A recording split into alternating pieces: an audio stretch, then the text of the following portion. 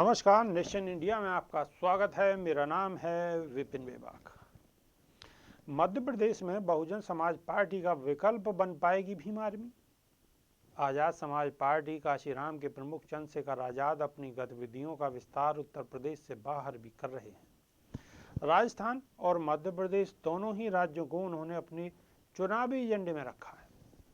मध्य प्रदेश में अनुसूचित जाति वर्ग के लिए आरक्षित कुल सीट क्या भीम आर्मी बहुजन समाज पार्टी का विकल्प बनने जा रही है? भीम आर्मी के प्रमुख चंद्रशेखर आजाद की नज़र में इन दिनों मध्य प्रदेश के 17% अनुसूचित जाति के वोटर पर है। इस वर्ग के वोटर का जिस तरह से बीएसपी से मोह भंग हुआ है, उसमें स्वाभाविक तौर पर यह अंदाजा लगाया जा सकता है कि भीम आर्मी विकल्प बनने की राह पर है।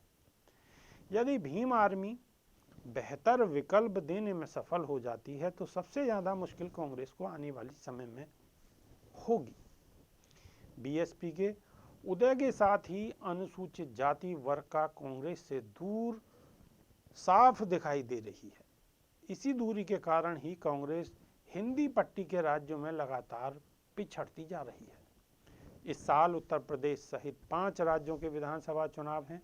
ऐसे वक्त में चंद्रशेखर आजाद की मध्य प्रदेश में सक्रियता लोगों को चौंकाने वाली है। उत्तर प्रदेश में चुनावी रैलियों का दौर शुरू हो चुका है। इसमें केवल 2 ही दलों के नेता सक्रिय नजर आ रहे हैं, भारतीय जनता पार्टी और समाजवादी पार्टी। कांग्रेस की ओर से प्रियंका गांधी अपनी उपस्थिति दर्ज कराने की कोशिश कर रही हैं, नजर नहीं आ रही हैं, तो सिर्फ बीएसपी प्रमुख मायावती चुनाव में मायावती की भूमिका को लेकर अभी संशय बना हुआ। उत्तर प्रदेश में कांग्रेस को सबसे ज़्यादा नुकसान बहुजन समाज पार्टी से हुआ है। बीएसपी के आने के बाद कांग्रेस से उसका परंपरागत दलित वोट दूर हुआ। समाजवादी पार्टी ने अल्पसंख्यक वोटर को अपने पक्ष में कर लिया। वोटरों के लिहाज से बीएसपी आज भी उत्तर प्रदेश में मजबूत राजनीतिक दल के तौर पर पहचान रखती है। उसका अपना वोट बैंक है। चंद्रशेखर आजाद के नेतृत्व वाली भीम आर्मी का टारगेट वोटर भी अनुसूचित जाति वर्ग का ही है।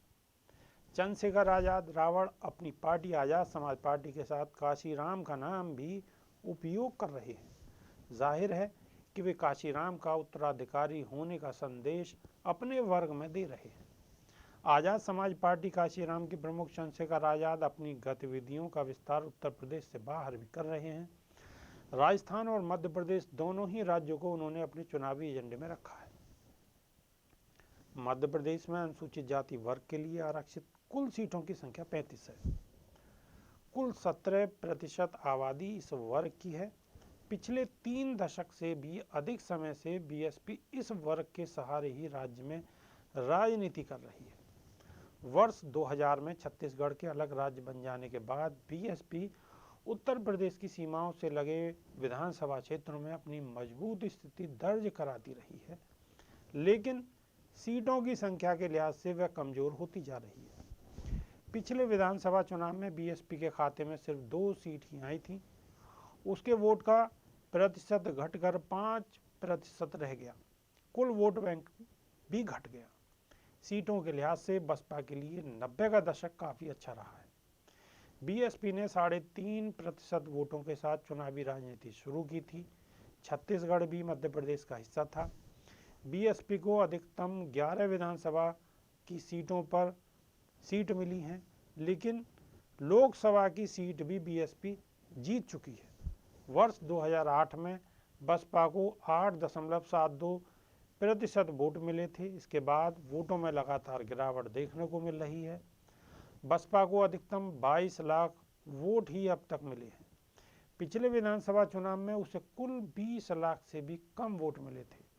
बीएसपी के वोट कम होने का फायदा कांग्रेस को मिला और उसने 15 साल बाद राज्य की सरकार में अपनी वापसी की। इस वापसी में ग्वालियर चंबल अंचल में चुनाव से ठीक पहले हुए वर्ग संघर्ष का बड़ा योगदान रहा है। इस अंचल में बीएसपी को वोटर कांग्रेस के पक्ष में जाता दिखाई दिया है। 28 सीटों के उपचुनाव के नतीजों में भी इस बात के संकेत मिले हैं कि अनुसूचित जाति वर्ग बीएसपी से दूर जा रहा है। आज़ाद की नज़र इसी वोटर पर है। आज़ाद लगातार मध्य प्रदेश में सक्रिय भी दिखाई दे रहे हैं। नेमावर हत्याकांड के विरोध में भी आज़ाद अपनी शक्ति प्रदर्शन कर चुके हैं। यद्यपि हत्या आदिवासी परिवार के 5 सदस्यों की हुई थी, मध्य प्रदेश में बीएसपी को कभी सत्ता में आने का मौका नहीं मिला। कभी वह कांग्रेस और कभी बीजेपी की बी टीम के तौर पर दिखाई दी। बीएसपी के उम्मीदवारों के कारण सबसे ज़्यादा नुकसान कांग्रेस को होता रहा है। सामान्य वर्ग की लगभग 50 विधानसभा की सीटें ऐसी हैं जहां अनुसूचित जाति वर्ग निर्णायक हो जाता है। यह सीटें ग्वालियर चंबल संभाग के अलावा रीवा और सागर संभाग की हैं। पिछले विधानसभा चुनाव में रीवा संभाग में कांग्रेस को बड़ी सफलता नहीं मिली थी। इस इलाके में बीजेपी ने बढ़त बनाई थी। इस बढ़त के कारण ही बीजेपी को कांग्रेस के मुकाबले में लगभग 1% वोट ज़्यादा मिले थे, लेकिन सीटें कांग्रेस को ज़्यादा मिली। इन सीटों के कारण ही वह सरकार बनाने में सफल रही थी। पिछले 2.5 दशक के चुनाव नतीजों में यह साफ दिखाई देता है कि कांग्रेस यदि 40% से अधिक वोट हासिल कर लेती है तो वह सरकार बनाने में सफल हो जाती है। बीजेपी का सबसे अच्छा प्रदर्शन 2013 के विधानसभा चुनाव में देखने को मिला था। पार्टी को 44.87% वोटों के साथ 165 सीटें मिली थी। यद्यपि सबसे ज़्यादा 171 सीटें वर्ष 2003 के विधानसभा चुनाव में मिली थी। इस चुनाव में बीजेपी को कुल 42.5% वोट मिले थे, बीएसपी को 7.26% और कांग्रेस को 31.61% वोट मिले थे। इसी के साथ ही अभी के लिए सिर्फ इतना ही। बने रहिए हमारे साथ। नमस्कार।